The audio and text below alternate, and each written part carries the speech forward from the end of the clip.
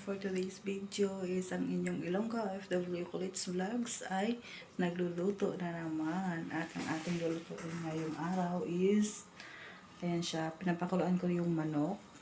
Ayan, papakulo ako ng manok na isa't kalahati para sa ating green rice ngayon. Ayan, so ngayong araw ay magluluto po si Ilongga ng green rice. Ayan, para ito sa aking mga madam. Ayan, so stay tuned lang kayo guys. So, ayan na nga siya guys. Malapit na siyang maluto. Ayan. So, siguro konti pa. So, tatakpan muna natin siya guys ha. Hanggang sa maluto. Ayan. So, ito nga pala yung mga gagamitin ko. Sibuyas, dill leaves. Ayan siya, munggo siya ng India. Ayan. Yung sibuyas ko, maliliit na paghiwa. Yung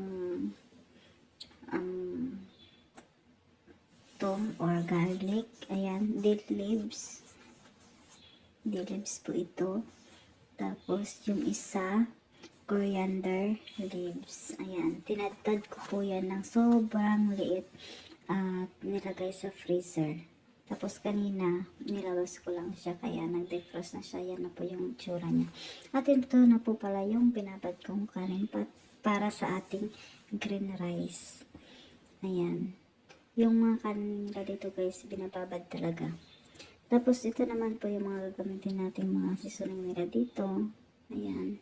So, kusbra powder, turmeric, yung sa gitna, tsaka mix baharat na tawagin nila dito. Ayan. So, ito na nga po yung pinaglagaan ko kanina ng manok. Tsaka ito na yung manok. Nakuha ko na kasi tapos na po siyang lagain. At dito na po tayo sa paggigisa ng ating sibuyas. Yung paggisa natin ng ating sibuyas ay hindi po natin siya hihintayin na mag-brown or golden brown. Kasi green rice po yung gagawin natin. So, ayan na siya. Yung manok doon na yung mga gagamitin ko. Naka-ready na lahat. Tsaka yung sabaw ng manok na pinaglagaan ko kanina. Ibabalik natin yan dyan mamaya. Ayan ang silbi nating tubig. At sa pagluluto ng kanin. So, ayan na nga guys. Balik na tayo dito sa sibuyas. Ayan. Pag ganyan na guys, lalagyan na natin ng kurkum or turmeric powder, baharat mix, coriander powder. Ayan. Tapos, halo-haloin na natin. Hindi po pwedeng maging brown talaga yung sibuyas natin guys sa green rice. Kasi pangit na siya tingnan.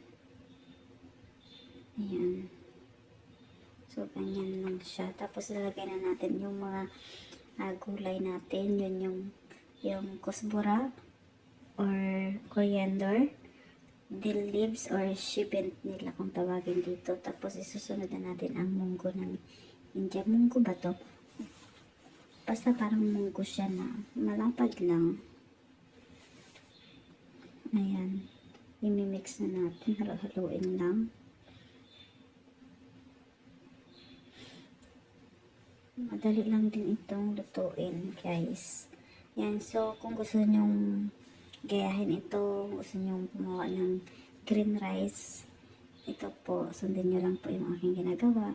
At yan na nga po pala, nilagay ko na po yung tubig ng manok na pinaglagaan ko kanina. Ayan. So, ganyan lang kadami dapat, kasi hindi natin siya i-drain mamaya.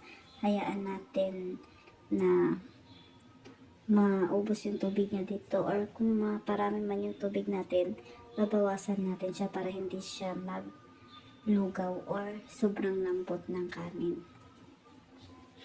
Ayan, so pinakuluan ko muna ng bonggang-bongga yan hanggang sa maluto yung munggos, Indian munggos. Ayan.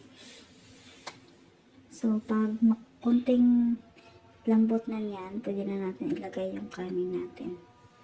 So, tingnan muna natin kung okay na ba siya. Ayan, medyo maputi pa sa gitna guys. Ayan, so konting laga pa ulit. Hindi natin hahayaang malata or maluto na yung Indian munggo kahit pangit na mamaya madurog na siya. So, ilalagay na natin ang ating kanin dahil okay ng ating Indian munggo. At ayan na nga po, nilagay ko na yung kanin, yung bigas pala, sorry. Ayan, bigas. Ayan, so, naparami yung tubig. Kailangan natin bawasan. Ayan. So, ganyan lang guys.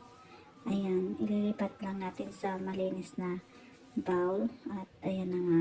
May kunting tubig pa siya. Hintayin natin maubos yan. Matuyo. Para hindi siya maglugaw guys.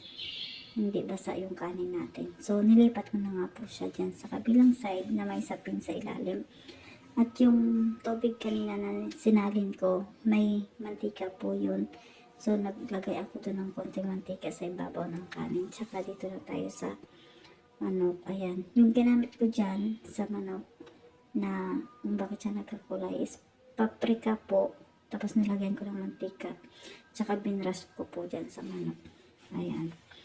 At ilalagay natin yan mamaya sa loob ng oven. So, hindi ko na po pala napakita sa inyo dito kung paano siya niluto sa oven. Ayan, nag-ano lang ako ng 15 minutes. Nag-on ako ng 15 minutes sa sa ilalim na side. Tapos, after 15 minutes, inopen ko naman yung sa taas. Kaya siya nag-brown. Ayan, so ilalagay na natin siya sa ibabaw ng kanin. Ayan. So, isa-isahin natin. Yan guys, yung pag na-open nyo na po yung apoy sa taas ng oven, kailangan na po siyang bantayan kasi baka masunog po yung niluluto natin. Ayan, dapat sakto lang yung pagka-brown niya. Ayan. Tapos, nagprito na din pala ako ng sibuyas niyan guys. Hindi ko din napakita sa inyo kasi maya ako tinatawag ni amo ko. Kaya yan, nag-ano na lang. Nag-cut na lang ako. Tsaka dito na ako nag-video.